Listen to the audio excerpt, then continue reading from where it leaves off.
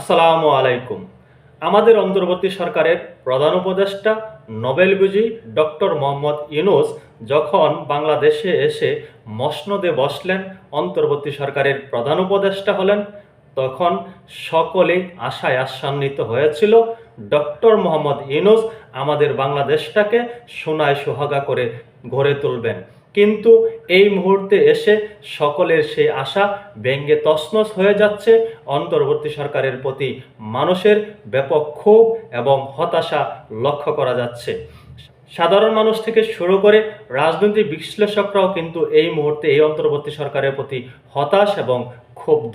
তার মধ্যে অন্যতম হলো আমাদের বাংলাদেশের একজন বিখ্যাত সাংবাদিক এবং রাজনৈতিক বিশ্লেষক মাসুদ কামাল। মাসুদ কামাল সাহেব বলছেন, এখন বলতে ইচ্ছে করে নাটক কম করো প্রিয়। এই অন্তর্বর্তী সরকারের উদ্দেশ্যে, অন্তর্বর্তী সরকারের প্রধান উপদেষ্টার উদ্দেশ্যে মাসুদ কামাল বলছেন, এখন বলতে ইচ্ছে করে নাটক কম করো প্রিয়।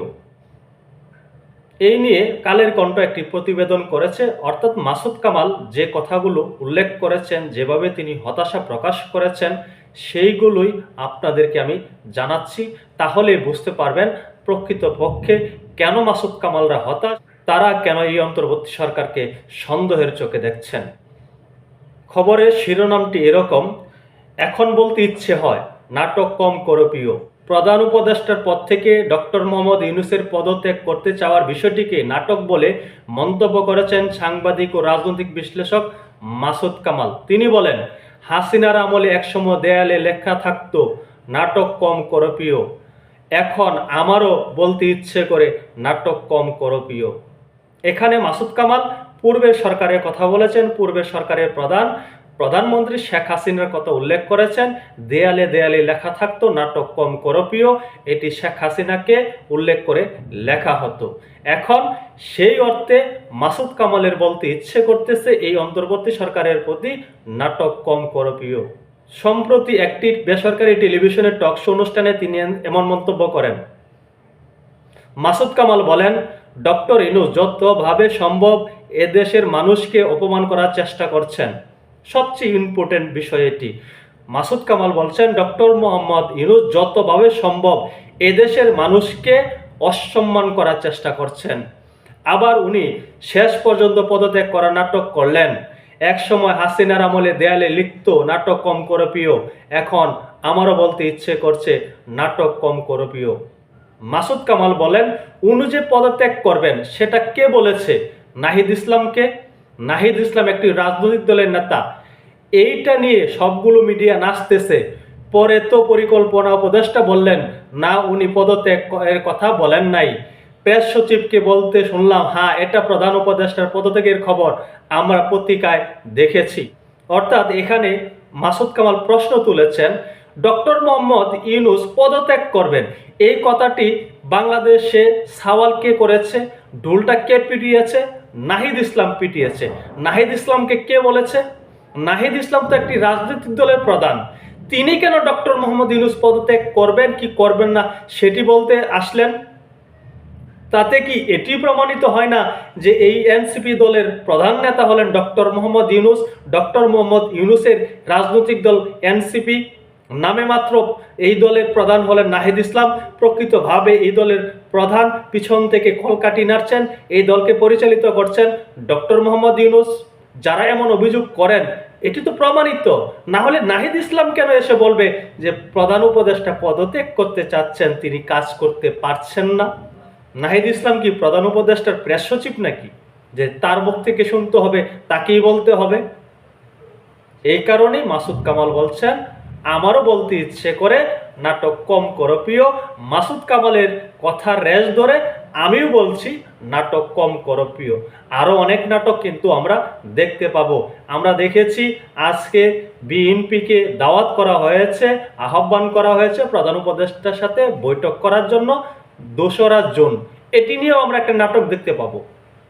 তারপরে মাসুদ কামাল বলছেন, তিনি আরও বলেন, উনি পদত্যাগের কথা বলে দেখছে যে মানুষ কি বলে। আশা করেছিল পরের দিন শুক্রবার লোকজন যেও না সাথী গান গাইতে গাইতে শাহবাগে চলে যাবে। যেও না সাথী গান গাইতে গাইতে জনগণ শাহবাগে চলে যাবে, অন্তর্বর্তী সরকারের প্রধান উপদেষ্টাকে আটকাবে, ডক্টর মোহাম্মদ ইউনূসকে আটকাবে যেও না সাথী গানের সুরে। তবে লোকজন আসে নাই, কান্নাকাটিও হয় নাই। তিনি শীতকালের ওয়াজ গরমকালে করেছেন। এটা যদি গত অক্টোবরে করতো তাইলে অনেকেই যাইতো শাহবাগে, বলতো আপনি যায়েন না। এখন অন্তর্বর্তী সরকার চলে যাবে, ডক্টর মোহাম্মদ ইউনূস চলে যাবে, কি করবে না করবে এই নিয়ে মানুষের মাথা ব্যথা নেই। মানুষ যেভাবে আশায় আশান্বিত হয়েছিল, তাদের আশা এই মুহূর্তে ভেঙে চুরমার হয়ে গিয়েছে। এই অন্তর্বর্তী সরকারের প্রধান উপদেষ্টার প্রতি তাদের যে আস্থা ছিল, সেই আস্থা বিনষ্ট হয়ে গিয়েছে। এখন আর কান্নাকাটি করার জন্য, তাকে থামানোর জন্য একজন ব্যক্তিও শাহবাগে যান নাই। মাসুদ কামাল বলেন, এখন পর্যন্ত তাকে কেউ বলেনি আপনি যায়েন না, তিনি জীবনেও যাবেন না, না তাড়ানো পর্যন্ত যাবেন না। কোথায় ধরে তাকে তাড়াবে সেটা দেখার জন্য অপেক্ষা করেন। তিনি যাবেন না, তাকে তাড়াতে হবে, তাড়ানো হবে, কোথায় তাড়ানো হবে সেটি দেখার জন্য অপেক্ষা করতে বলেছেন মাসুদ কামাল। এই যে মাসুদ কামালের মতন ব্যক্তিরা যখন এই ধরনের ইঙ্গিতপূর্ণ বক্তব্য দিয়ে থাকেন, ইঙ্গিতপূর্ণ বলবো না, সরাসরি মাসুদ কামাল বলেছেন। মাসুদ কামাল কিন্তু সাহসী সাংবাদিক, তিনি স্রোতের বিপরীতে গিয়ে সাহসী বক্তব্য দিতে পারেন, সাহসী কথা বলতে পারেন, কোনো রক্তচক্ষুকে তিনি ভয় পান না। শুধু মাসুদ কামাল না, আমাদের বাংলাদেশে বেশ কয়েকজন সাংবাদিক আছেন, রাজনৈতিক বিশ্লেষক আছেন, তাদেরকে কিন্তু হত্যার হুমকি দিয়েও থামানো যায়নি। থামানো এই অন্তর্বর্তী সরকারের দ্বারা সম্ভব না। এই অন্তর্বর্তী সরকারের পায়ের নিচের মাটি সরে গিয়েছে, ডক্টর মোহাম্মদ ইউনূসের পায়ের নিচের মাটি সরে গিয়েছে, সেটি এখন দৃশ্যমান। তিনি নোবেল বিজয়ী হতে পারেন, অনেক প্রতিষ্ঠানের মালিক হতে পারেন, অনেক বিখ্যাত ব্যক্তি হতে পারেন। রাজনৈতিক অঙ্গনে তিনি যেভাবে ছেলে খেলা করার চেষ্টা করছেন, তিনি যেভাবে নিজস্ব এজেন্ডা বাস্তবায়ন করতে চাচ্ছেন, এটি বাংলার মসনদে বসে কেউ কোনোদিন করতে পারেন নাই, ডক্টর মোহাম্মদ ইউনূসও পারবেন না। তারও পরিকল্পনা সব বেসে যাবে, তাকেও কিন্তু তার পরিকল্পনা থেকে হয় সরে আসতে হবে, না হলে তাকে কিন্তু বিতাড়িত করা হবে, তাড়িয়ে দেওয়া হবে, আর সেটি হবে ভয়ঙ্কর। এমন ইঙ্গিত কিন্তু মাসুদ কামাল দিয়েছেন। এই অন্তর্বর্তী সরকারের প্রধান উপদেষ্টা যেদিন বিমানবন্দরে অবতরণ করলেন, তাকে নিয়ে কত আশার বাণী, তাকে কিভাবে মানুষ বরণ করে নিয়েছিল আপনাদের নিশ্চয়ই মনে আছে।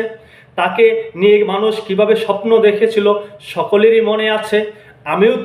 আমরাও তো স্বপ্ন দেখেছিলাম। এখন আমরাই তো দেখছি এই অন্তর্বর্তী সরকার যেভাবে পথ চলছে, নিজস্ব এজেন্ডা বাস্তবায়ন করার চেষ্টা করছে, দেশটাকে একেবারে যুদ্ধময় পরিস্থিতিতে ঠেলে দিচ্ছে। আমরা তো চেয়েছিলাম এই অন্তর্বর্তী সরকার বা এই অন্তর্বর্তী সরকারের প্রধান উপদেষ্টা আমাদেরকে যুদ্ধময় পরিস্থিতিতে রক্ষা করবে, আমাদের বাংলাদেশে শান্তির বাসযার রোপণ করবে। এখন এমন শান্তির বাসযার রোপণ করেছেন, কি বলবো, সকলের দেওয়া শেষ। আবারও আমি মাসুদ কামালের সুরেই বলতে চাই, এখন আমারও বলতে ইচ্ছে করে, নাটক কম করো প্রিয়। সকলে ভালো থাকবেন, আল্লাহ হাফেজ।